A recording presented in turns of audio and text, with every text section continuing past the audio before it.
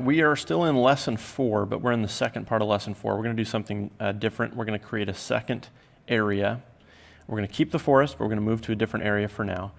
And we're going to set up an NPC that will appear to be throwing darts. And so this NPC will throw darts at a dartboard, and the NPC will have 3 darts to start with. Once they've thrown the 3rd dart, they're going to walk to the dartboard and appear to pull the darts out one at a time and restock their supply, walk back to their throwing position, and then throw darts again, and continue to do that forever. So this will be a good way to see how some of the animation constants work and how you can use them to make characters look like they're doing something that makes sense in your story.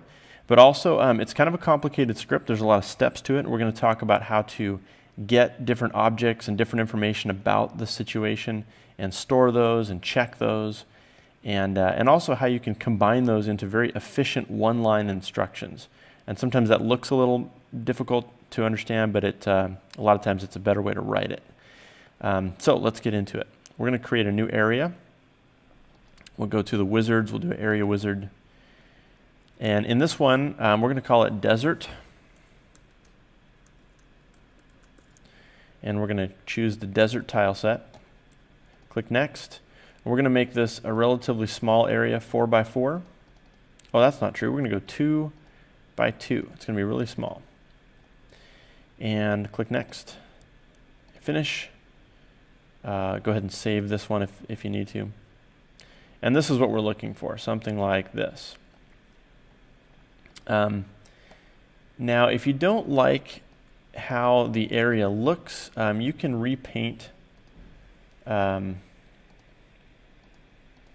If you click the eraser, you can just kind of click and get different types of patterns here. So I'm just going to clear out the space so there's not a lot going on there. All right, we're going to paint an NPC. We're going to choose a human commoner,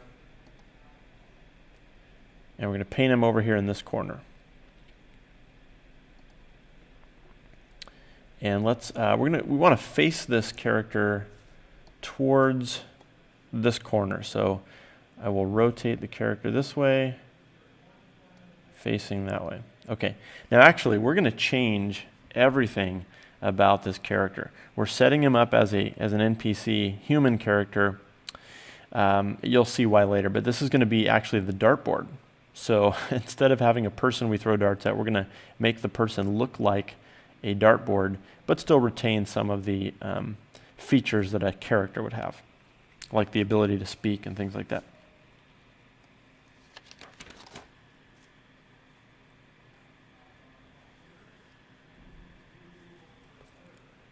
Right-click on your character, go to Properties, and we will change the name of this person to dartboard. And for the tag, we'll go ahead and do CT _ dartboard.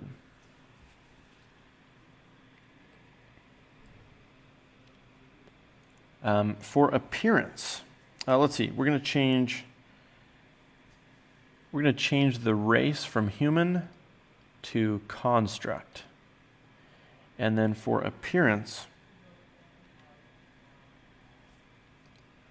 this is a long alphabetical list. We're going to find archery target. And there it looks like an archery target. Okay. Gender will be none. And for the portrait, instead of this human portrait, let's choose, let's see, we want to go to placeable objects and doors. And we're looking for PLC F01. And again, this is an alphabetical list. F01, here it is. And okay.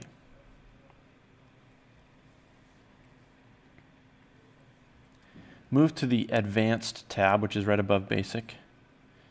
And we're going to click on the checkbox for Plot.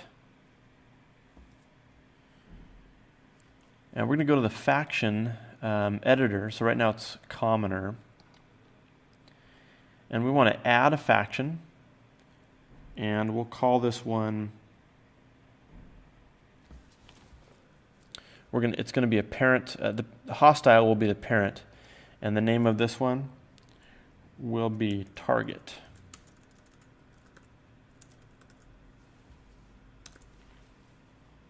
Click OK.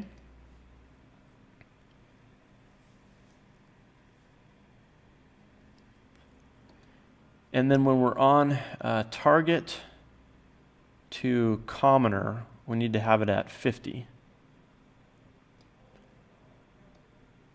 And then also for commoner to target, we need to have it at 50. So commoners and targets are neutral towards each other, and that's what we need. Click OK. And make sure you change the faction. Now that we've added a faction, make sure you change it to target. And now we go to the scripts tab. And this is a case where we do want to delete all of these scripts.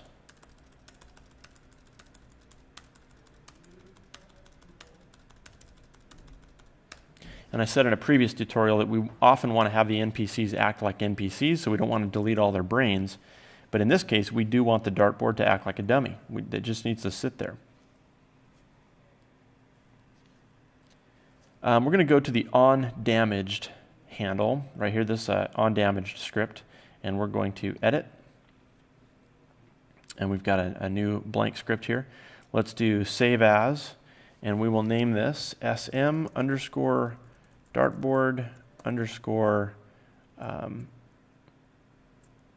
on damaged OD. No, I'm sorry, we won't use OD, we'll use DM for damaged. Dartboard_DM. And what we're going to do with this script is just make it so that when the dartboard gets struck by a ranged weapon, like a spear or a bow and arrow or a dart or a throwing knife, that it's going to make a sound thunk. And not an actual sound, but just we want the words to rise up as if it was speaking. So there's an on-screen indicator that there was a hit to the dartboard, it was damaged, there's a thunk sound. Okay, and so the way that we're going to do that is 3 steps. We have to find out whether or not whatever just hit the dartboard was whatever just damaged the dartboard was a ranged weapon, not a knife, not a club or a sword or something close up. So we got to find out if it's a ranged weapon. In order to find that out, we have to find out which weapon was just used. And in order to find that out, we need to know who just attacked us. So we have to find out those 3 things to make this work. We're going to get them one at a time. We're going to start with finding out who just attacked us.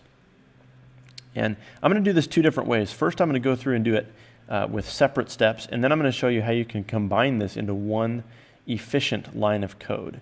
So we'll start off by creating an object called oAttacker. And we're going to say get last attacker. Okay, and so that could be any NPC in the game that is attacking this dartboard, but whoever it is, they will be stored in oAttacker. Okay, next we need to find out, whoops, I deleted it in the wrong spot. We need to find out which weapon is being used. And so get last weapon used, here's how this works. It will return whichever object was the weapon. And in order for it to work, it needs to be handed a creature. So you have to give it an object that's an NPC so we can find out which weapon that NPC was using. So instead of oCreature, we're going to be calling it oAttacker in our example. All right?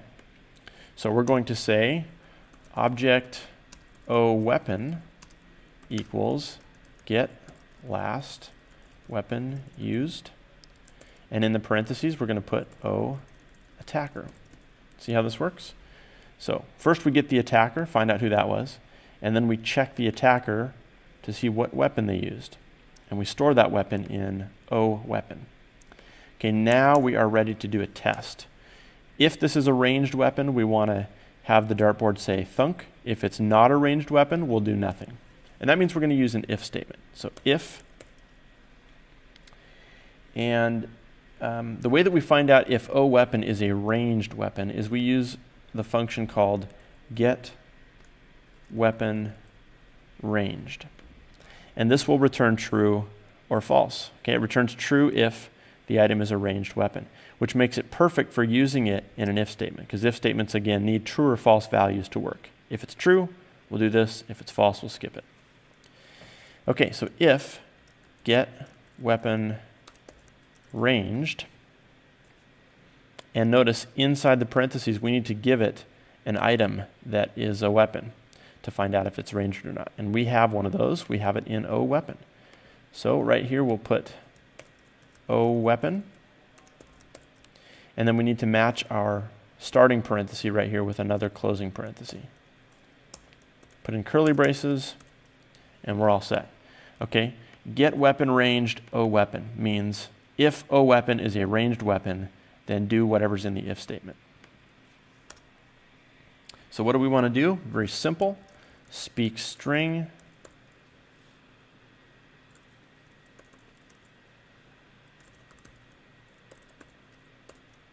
Okay, the little stars here, shift 8 asterisks, they don't do anything. That's just text. It just, as the player is watching, it's going to look like a separation. It's not going to look like normal text. It's going to make it seem like this is supposed to be a sound representation. Okay. Now notice in the past we've done action speak string, but this time we're just doing speak string. The difference is speak string will just print it immediately, whereas actions, whether it's action speak string or action attack, somebody, anything that starts with an action gets queued up in the action queue, and they take place in order. So if there's several actions happening, it has to finish the previous one before it can move on to the next one. Now, in this case, it's not a huge difference because there isn't any actions happening. But if there were, again, action puts the instructions in a line and they have to wait their turn, whereas just using like speak string attacks or happens immediately. Okay, that's all we need for this script. Now, I mentioned there's a couple ways to write this. This is the way that I usually do for beginning programming students so that you can see where everything's coming from, okay? First, we get the attacker, and we use the getLastAttacker function to find that. Then we figure out what weapon was used, and we use the getLastWeapon used by attacker. And then we do an if statement. Get weapon ranged, O weapon, if it's a ranged weapon, and then we take action. We can actually write all of this in one line inside of the if statement, okay? And here's how I would write that. I'm just going to do it separately. And for now, I'm going to block these out with comments. Incidentally, 2 slashes mean that this line is a comment and won't be affected by the code, but the next line is not. But if you use /*, then it creates a block. And anything after that is a comment until you unblock it. So you do */. Okay, so it's a nice way to block out chunks of code that way. Okay, here's the alternative. I can do this with one line. If get weapon ranged, and remember we need to have a weapon, so I'm going to say get last weapon used, and in order for that to work, we need to have, an object, a character that we're checking. Get last attacker. And then we got a bunch of parentheses to match up. So getLastAttacker has an empty set at the end, but then we have to match up this one. So that's one more. And then we have to match up this one. So that's one more. And then we need to match up this one for the if statement. 3, 4, yeah, so I think that's right. And then we do our if statement command. Speak string.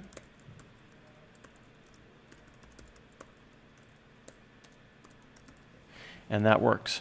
So as a programmer, you can look at this and go, wow, that's really efficient. You're doing 3 things all in one line. And so that is better. It's a little harder to read. And if you're a beginning programmer student, it's harder to see where things are coming from. So whichever you prefer, you can do it. This is better because it's more kind of efficient. the way it's written, but it's harder to understand. Okay, so what's happening here is get weapon range needs a weapon. So we're going to use the get last weapon used to be that weapon. Get last weapon used needs an attacker to look at, so we get last attacker. And because these all return objects, that's why they can be used right here. Okay, it's kind of a complicated idea, but return values mean that when I call get last attacker, it returns an object, and so that object is sitting right here. You can either have the function, or if I had some NPC, it's kind of like saying that that's the NPC actually is sitting right here in this code. It's just that we use the function to type it in. Okay, if you've got questions about that, we can talk about it more. That's the kind of thing that I spend a lot more time on in my other programming classes, but it's good information to know. So this would work. You could run this and it would work. If you had a ranged weapon, you could throw it and test it out, and it should work fine. Okay, our next thing we need to do is we have to come up with an NPC that is going to be the dart thrower. So let's close our script. We'll click OK on the dartboard. And looks like he's not catching very much light right now, so I'm going to turn off the area lighting so we can see him. Okay, let's go over to this corner. And in order for the dartboard thrower person, the dart thrower, to work properly, we want to have a waypoint set in the sand here so that when they're done throwing darts, they can go and retrieve their darts from the dartboard, and then they can walk back to the waypoint, and that's kind of their throwing spot. It won't show up visibly in the game, but the NPC will be able to walk back and forth between the dartboard and that spot. So that's the next thing we'll do. We're going to paint a waypoint. And we're going to do a, regular old waypoint at the bottom here. And we'll paint it right here. And we'll just kind of rotate it so it points at the dartboard.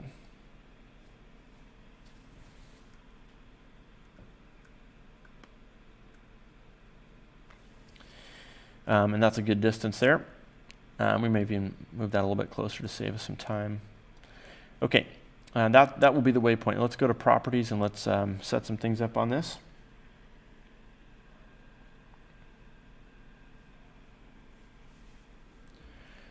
Okay, we're going to give it the tag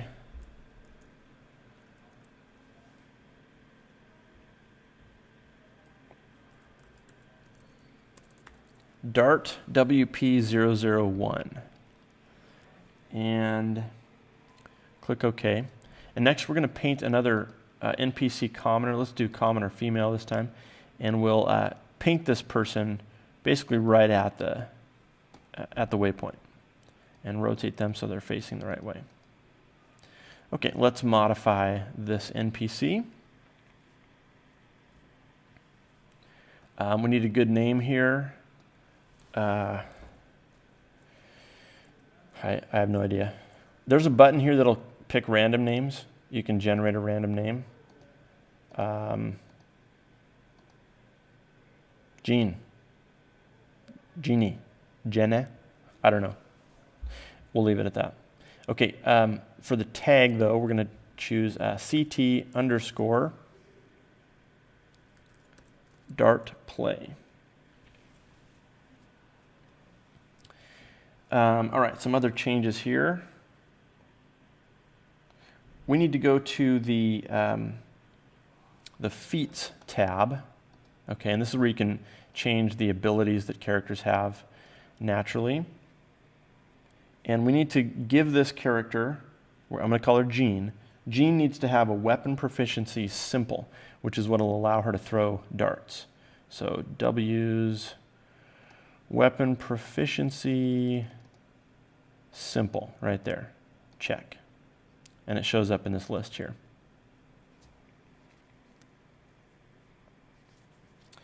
Next, we need to click the inventory button, which is down here. Click OK.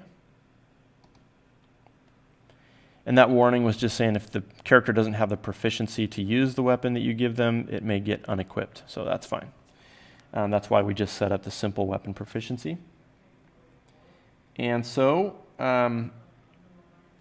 On the right, we're going to go to weapons and throwing and dart. Okay? And we're going to drag this over to contents.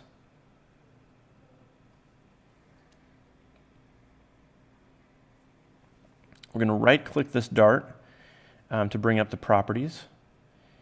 And we're going to change the stack size. Okay, let's find that. 1 through 50, we're going to change that to 3. We want her to always have 3 darts ready to throw. It would take too long to throw 50. We're going to click OK, and then we're going to drag this dart up into the weapon slot, which is right there, the sword. Okay, so now she has 3 darts equipped. Let's click OK, and you can see she's got it in her hand right there. And now we're going to go back to the scripts, and we're going to go to the onSpawn script, and we're going to do that procedure we've done before. Go to onSpawn. We want to leave all this. Go to onSpawn. Click OK. We'll make our own copy here. Save as. We'll call it SM_dart play _OS, and save it. And let's go down to line 234 or thereabouts, right there. And let's see, we want to modify the heartbeat script. We're gonna run this procedure using heartbeat. So delete those 2 slashes there, and that will set the spawn in condition for the heartbeat flag event. And once again, what that means is every heartbeat that happens, this NPC will fire the user-defined event script that we write with the code 1001, so we can pick that up and figure out what to do. Save it, close it. Actually, there's one more thing we need to go back and do in the onSpawn script. So we'll jump back in there, onSpawn, edit, and back down to line 234-ish, 239, I guess. Let's throw in, we want to initialize a variable on this NPC that's throwing darts.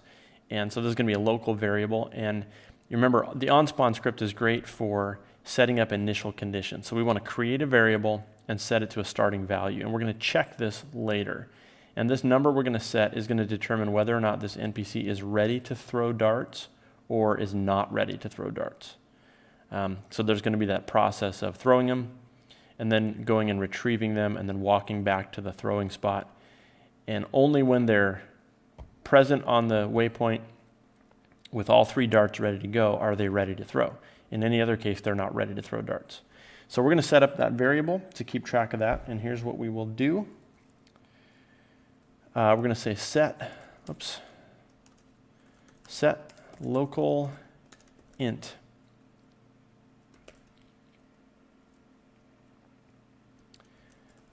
Object_self, and the name of the int is going to be dart state, DARTSTATE, put that in quotes, and the value we're going to set it to start out with is 1.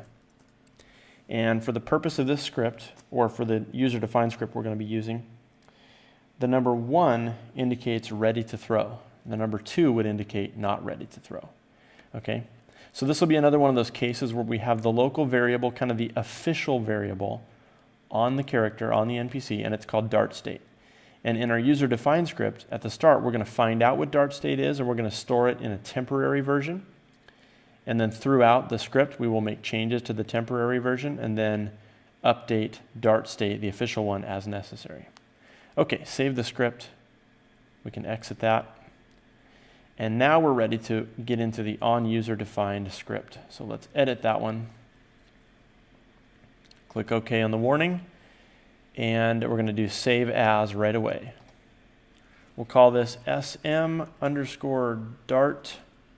play _UD for user-defined. Click Save. And what I'm going to set out here is I'm going to set up comments to describe the various things we need to do, because this one, there's a lot to it. And if we just start writing code, you'll get lost pretty quick in the ins and outs and the details. So I'm going to try to organize this in terms of comments so you can see the structure of our different tasks we have to do, and then we'll fill those in as we go.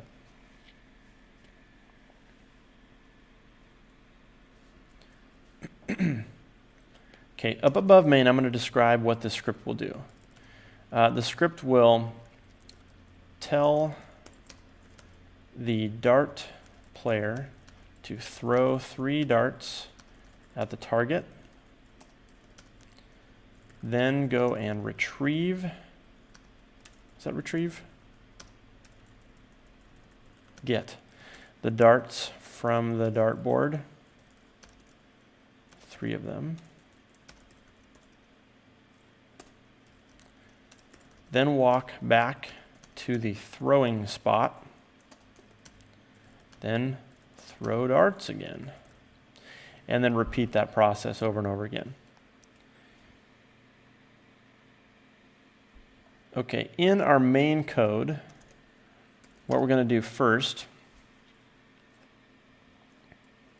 is find out which user-defined event code we are being called by.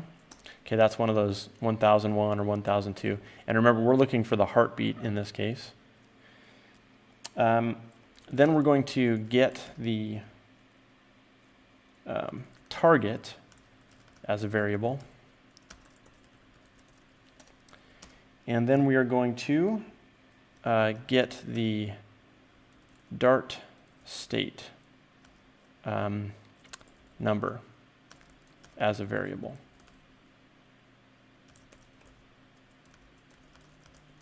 And that'll be either a 1 or a 2. Okay, then we're going to put in our switch to find out which event was called. And then in our cases, let's see, first thing we'll do is we'll find out if the NPC is ready to throw. If yes, throw darts. If no, then there are 2 other options.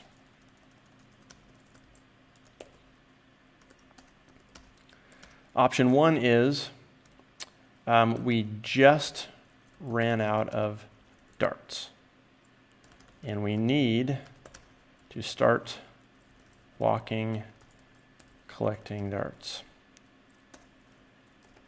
Number 2, option 2 is we are already getting darts from the target, and we don't want to interrupt that process.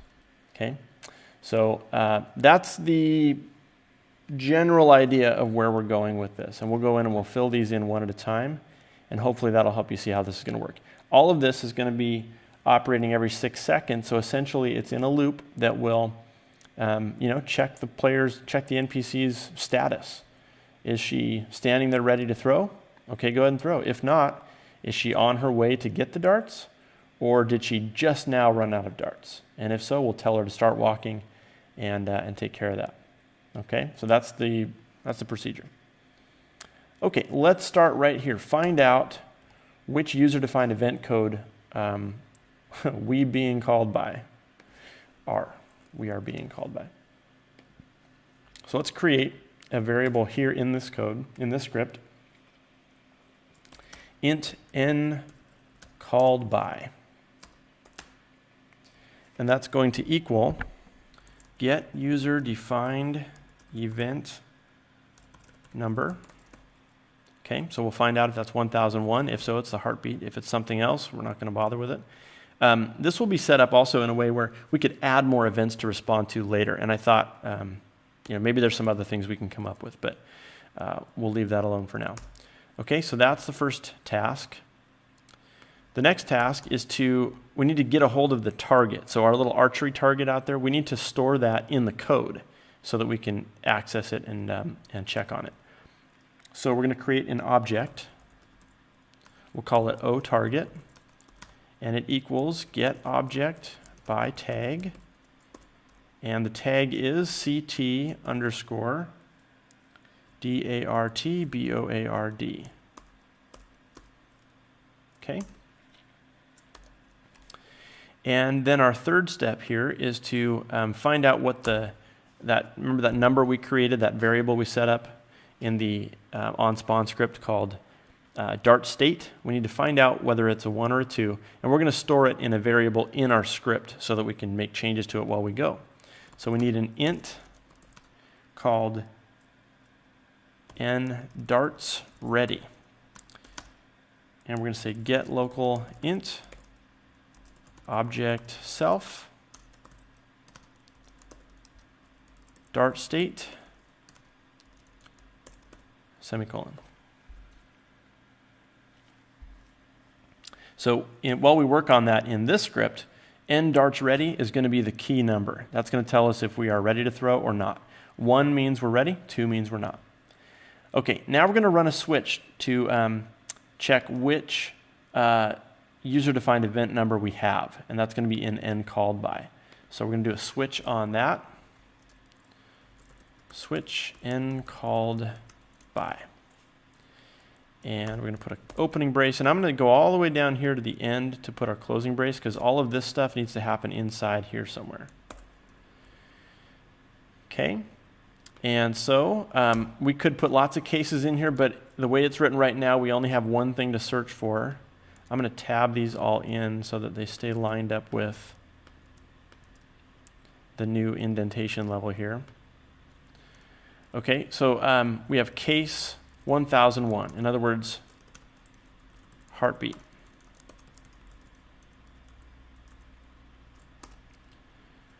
Okay, and then at the end of that, we would put a break. So I'll put that down here.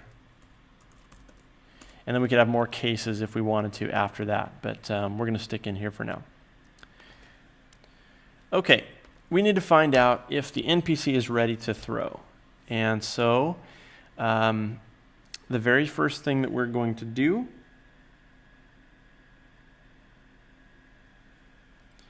is check if ndartsReady is equal to 1. And then we'll do that. And then we can say else, and we'll close the rest of those in this curly brace. Okay, that's our structure. If they're ready, if the NPC is ready, we'll go ahead and give the instructions on throwing darts. Otherwise, we need to figure out what to do next, and there's a couple options there. However, this isn't good enough because we don't want to make it dependent on just this number, because if there's times in our script where we haven't yet changed the number and the heartbeat goes off, dartsReady might not have been updated yet. And so we need to check more things before we give the go-ahead on throwing. So we're going to do a multiple condition if here. And we're going to check for a couple things. And this is one of those ones where we could do a really nested statement, or we could do it separately. Let me do it separately first, and we'll see if we can make this look a little more understandable. I'm going to create an object, and we're going to call it O right hand. Okay, and this is going to be the weapon that's currently equipped in the right hand. And we're going to set it equal to get item in slot. And if you look over here in your constants list, one of the things you can check for, inventory. You can see all these inventory slot arrows, belt, boots, chest. So we can look for all those things in the inventory. And we are obviously right now looking for right hand, inventory slot right hand. That's the one. So get item in slot, inventory slot right hand. Okay, and then if there's nothing there, it's going to be object invalid. So we need to make sure we have a valid object. And so that'll be the other half of our test here. So I'm going to put an and symbol right there. And then at the beginning, get is object valid. And inside these parentheses, we're going to put O right hand. Okay, so if we have a valid object in the right hand and end darts ready is 1, now we're ready to throw darts. Okay, now if you prefer that method, if that's easy to understand, you can stick with that. Here is another way to write it. I'm going to comment this out for now, and I'll comment this one out. And here is another way to write it, which is going to look a little confusing, but it is actually really efficiently written because it all fits in one line. If, and I'm going to open with 2 parentheses because I know I've got some nested things here.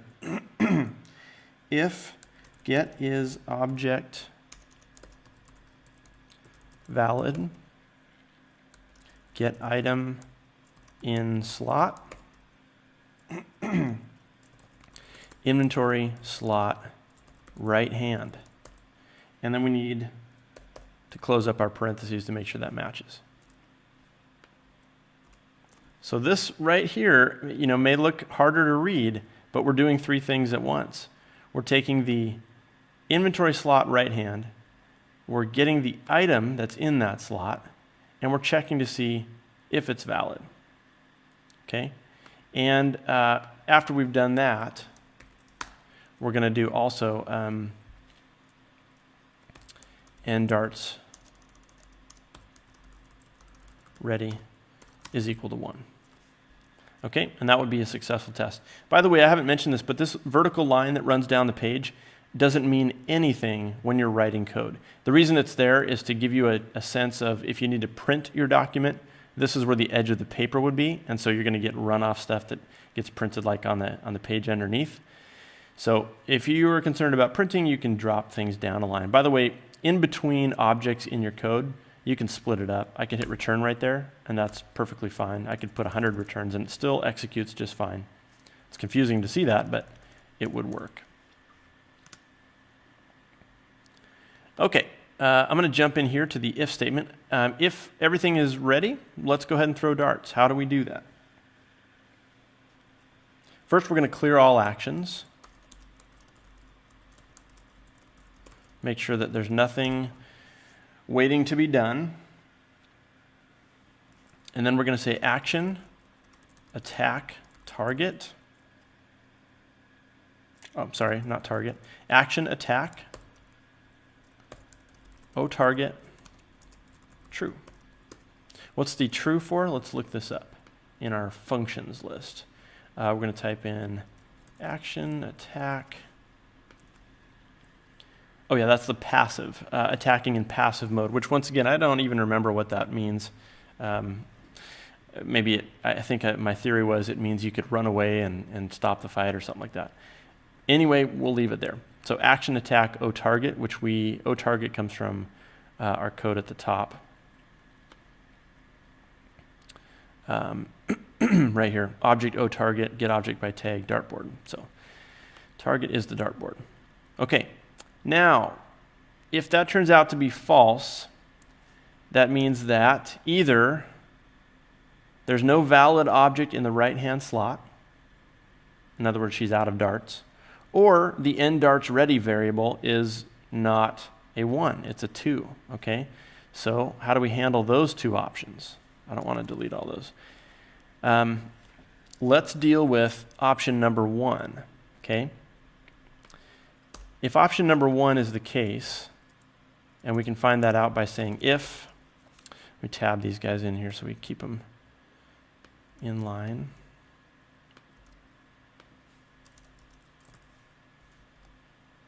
If end darts ready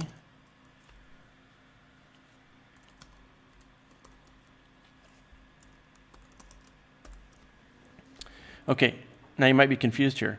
If end darts ready is equal to 1, well, wait a minute, don't we already know it's not because we checked for that up here?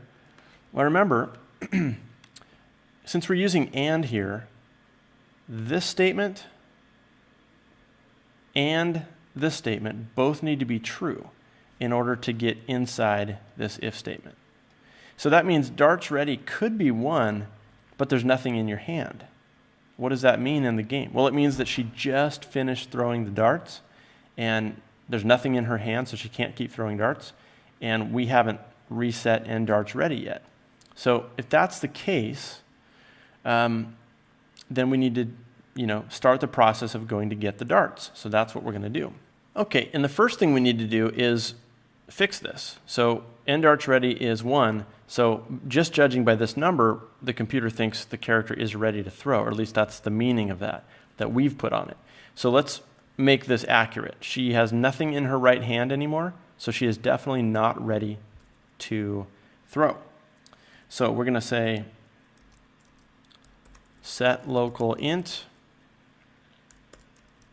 object underscore self dart state 2. Okay, now we've updated it. Now it is a 2. We're going to give her an instruction. We're going to tell her to move to the target. We're going to wait a second, and then we're going to have her do this animation of looping down to get something at the mid-level. There's like a high, mid, and low-level item. So if you had your character pick something up off the ground, they would use the get animation at the low level. Something up on a shelf would be the high level, something mid-range would be the mid-level. And so the dartboard's kind of in that mid-level area. So we have this animation that'll look like she's reaching down to get something. And we'll do that at the dartboard. It'll look like she's pulling something out of the dartboard. So we're going to do this with actions so that they will stack up in the queue and wait their turn to be executed. So here we go. Action, move to object, and we have the object already. It is oTarget. Action wait 0.5. Well, just wait half a second before we give the next instruction. Action play animation. Animation underscore looping underscore get underscore mid 1.0 comma 1.0. And you're like, where did that come from? How do you know how to do that? Okay, well, we've done action play animations before when we had the little boy bow or we had the guard wave. So we go to our list of constants and we look up animation underscore, and you can see all these different animations you can use. You get down into the looping, you got some custom ones.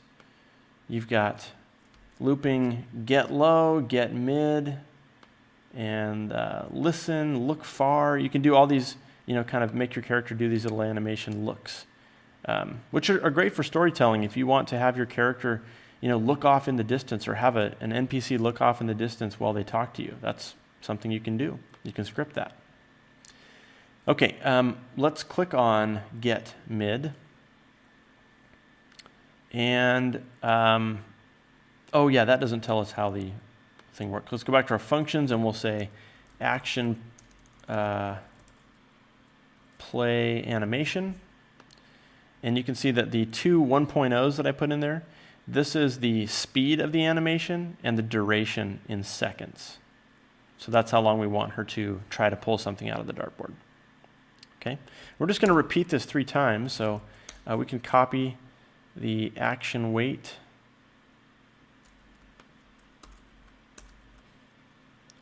And then after this, once she has walked to the target and then tried to pull out darts 3 times, then we need to have her walk back to the waypoint. So first we need to get that waypoint in the code so we can use it. So we're going to create an object.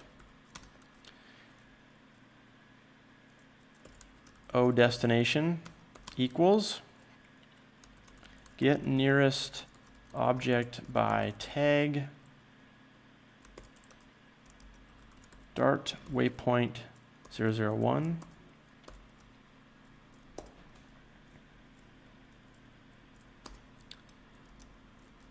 Action move to object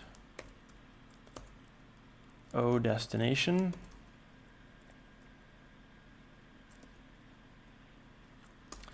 And while she's walking back to the waypoint to start throwing again, we're going to respawn more darts in her inventory and in her hand so she can be ready to throw when she gets back there. So what we'll do is we'll say create item on object. This is how you can plant objects on NPCs dynamically.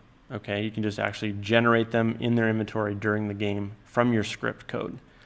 Create item on object. What you need to do though is you need to know what the actual blueprint tag is for that item. And you can look that up by just dropping the item on the ground and looking at its properties. So that's easy to figure that out. Or if you examine it in her inventory, I think you can see it there as well. I happen to have it on paper here, so I'm just going to type it in. You want to use, in quotes, lowercase NW underscore WTHDT001.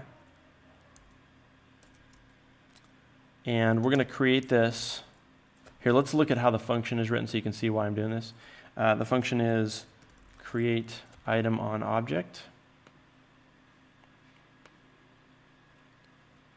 And so you can see down here, we need to give it the item template, which is that NW whatever. We need to tell it which object we want to create the items on. Even though it says O target down here, that has nothing to do with our target, our archery target. They're just saying, which NPC are you targeting to put this stuff? And it's going to be object self for us. The stack size is how many of the objects. And then if we want to give that object a new custom tag, we can by creating one, just putting in a string right there, but we're not going to. So the next thing is caps lock, object underscore self, stack size of 3.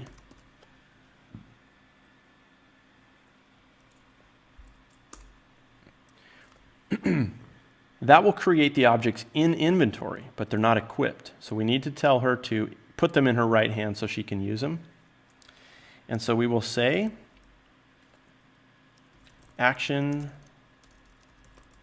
equip most damaging ranged.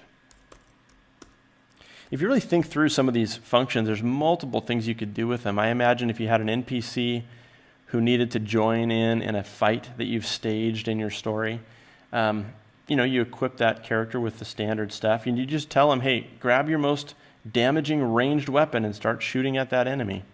And that would work for your storyline. Okay, finally, we're going to say, we're going to reset the dart state to a 1. And you might be thinking, well, didn't we just set it to 2? Doesn't this all execute super fast? Well, it does, except that these actions, remember that they stack up in a queue, so they don't happen until the last one is finished. So we've got at least a second and a half of wait time, and we've got other wait times for, the animations take a second to complete as well. So it can't do those until they're done there, and then it's going to move to an object. So yeah, and while that's all happening, the heartbeat script is going to be called multiple times. So, we want it to be set to 2 while this script keeps getting recalled so that we don't try to interrupt this process. When we're done with the process, then we'll change it back. We're not going to use set local int to change it though, because that would happen instantly. We're going to change this variable in an action, so it actually becomes part of that waiting in line queue, and it doesn't happen until all the rest of these are finished. And so there's a really handy function called action do command, and that basically will allow you to take anything you want to do and put that into the action queue. And so inside of this we can say set local int object underscore self dart state 1, and then we need 2 parentheses to match that up, semicolon, and that's the end of our if statement. Okay, now we have this number 2, and let's look at number 1 again. So if this turns out to be a false statement, in other words, either the weapon isn't in the right hand or the dart's ready isn't 1, Then we move into the else statement. And there's two possibilities here. Either we just ran out of darts, meaning darts ready is still 1, but we don't have anything in our right hand. If that's the case, we need to start going to get darts. But if that's not the case, it means we're already on our way to get the darts. We're in the middle of this process somewhere, and we don't want to interrupt that, so we don't want to do anything. What that means is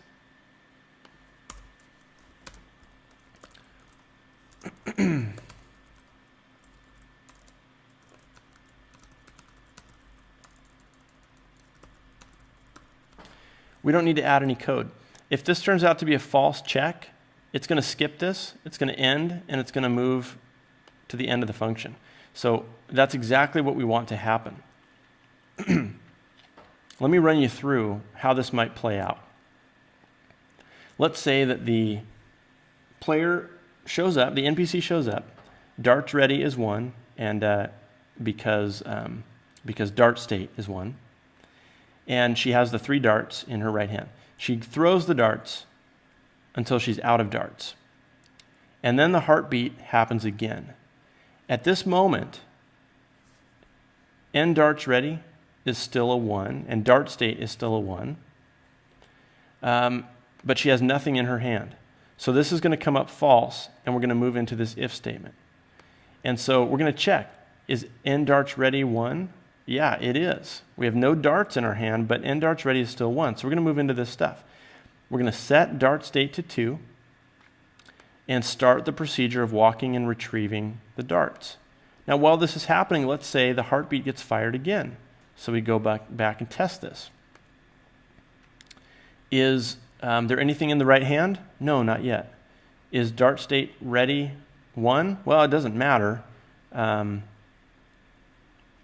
sorry, no, it's not going to be, because we're going to check at the start here, we're going to check dart state, and dart state has been set to a 2. So this is going to be false, and this is going to be false. So the whole thing's false. It'll skip this, and we'll go into the else.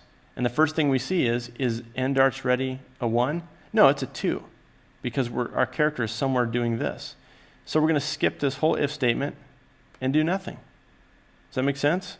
So she throws darts until she's out, and then within 6 seconds, she's going to get the instruction to go and get her darts and restock. If she ever gets a heartbeat while she's in the process, this script is going to do nothing, so it won't interrupt her. And that's how it's all set up. So save it, make sure that you don't have any errors. Oh, I do, I have an error finally. I've been good so far, I haven't had any yet. Oh, okay, somewhere when I made this fancy one, I messed up with the number of parentheses. Let's see.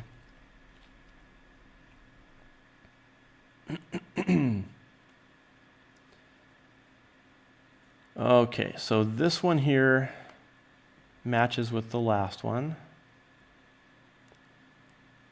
And then these two match. And this one matches this one. And so I need, I think, to get rid of this one. Is that right? There we go. Tricky thing here, matching up parentheses and curly braces, but that's what it takes. Just got to kind of go back and forth and see that you've got them in pairs. If one of them doesn't have a match, it causes problems. Okay, I'm going to test this out. Click OK. Hit build, test. Save it, cross fingers.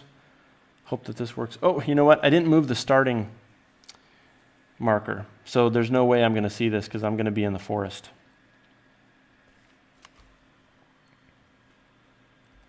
Okay, I'm going to jump back out.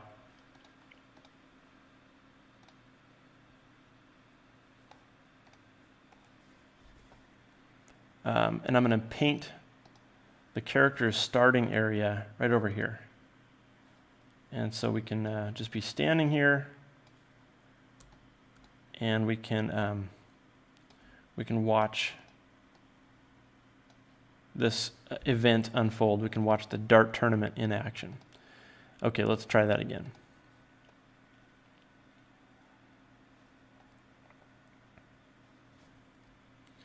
Okay, there she is. She's got darts. There's one, she hit it. There's another one. There's the third one. You can see one of them landed on the ground there. And now she's walking, and she's going to pretend like she's pulling out darts. And then she's going to walk back. And when she gets to her waypoint, she'll turn around, equip the darts. Uh-oh. Oh, boy.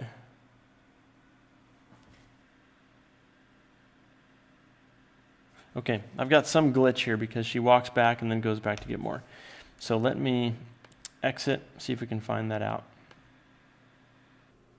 Okay, there was a slight issue I had with a script where this NPC who's throwing the darts would throw the first 3, go retrieve them, come back, and for some reason couldn't equip the darts again and would then go back and retrieve 3 more, or try to, and then walk back and then throw. And so there was, for every other throw series, there was 2 trips to pick them up instead of 1. I've never seen that before, and I've done this in previous years. I'm not sure if you guys are going to have the same issue because I triple checked that script. But I found a solution for it if it's happening for you. So here is what you need to change if that pattern keeps happening with you. In the the user-defined script, I've rewritten it a little bit so it looks a little bit just slightly different than it did before. But I'm going to show you what I changed. So everything is the same except for this part right here. Okay? And so what it used to say was, it used to say the code that's up here, and I'll explain why I moved it. But create item on object, and then there's the blueprint reference for the darts on object self with a stack size of 3. And then there was an action equip most damaging ranged. So these 2 things used to be written right down here. And the problem with that was create item on object is not an action. It's not put into the action queue, so it doesn't happen in the same order that the rest of the actions do. In fact, it can be read and acted on almost immediately as soon as we start, and I think that was causing some confusion. I also was not able to put it inside one of these action do command things. Okay, it wouldn't take it that way for some reason. That would have been a way to take a function and slide it into an action queue. So I did the next best thing. I wrote my own function, which we haven't talked about in this class yet, but it's something that you do pretty commonly in languages, and I think we're going to address that in one of these tutorials coming up, but I guess we'll talk a little bit about it now. So what is a function? Well, all of these are functions. They're just little packages of code that run when you type in the words that name them. So, action attack, it does some stuff, and we don't get to see what it does because we don't get to see how it's written. But you can write your own functions. They won't show up in this list, but you can write your own series of steps and package them up with a label. That's kind of what a function is. So what I did was I went up above the main code. Here's the start of main. And I wrote a function, and here's what it looks like. The return type is void. The name of it is, and I just made this up, create and equip darts. Okay, you could name it whatever you want. And it takes no parameters, so there's an empty parenthesis set. And here I have curly braces, and inside the braces I describe what I want this function to do. And all I want it to do is the same steps I was trying down below. I want it to create item on object. This is the dart object. We're going to create it on the NPC self with a stack size of 3. And then I want the NPC to equip that dart, basically, the most damaging ranged weapon that she has.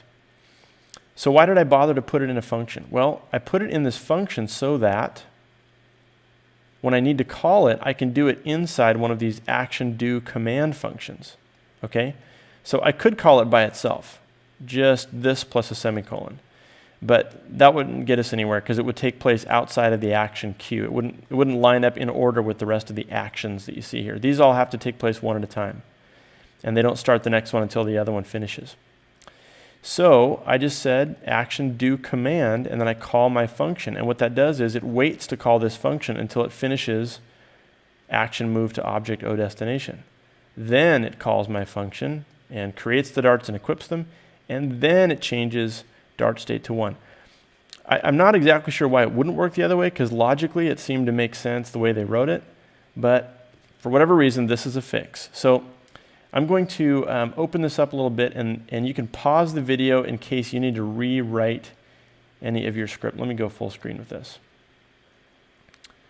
And let's see, can I get it all on there? Not quite.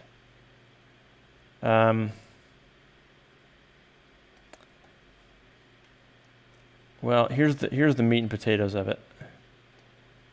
There's void main, so right now if you want to pause it, you can pause it and type in all the things that you see here. And then, I'll move up, and you can pause it right here to get the function. Okay, you can record that, just pause it and type it in. And the very bottom just looks like that, just verify. I didn't change anything down here, I don't think, so looks good. Okay, with that in mind, let's shrink this. And I will, mine's already saved, so make sure you save yours, compile it, make sure there's no errors. I can close it, and I can save my module and test it. And now what you should see is everything should work both times, first time and second time. Shouldn't be any mistakes. Throw 3 darts, retrieve them, throw 3 darts, rinse and repeat.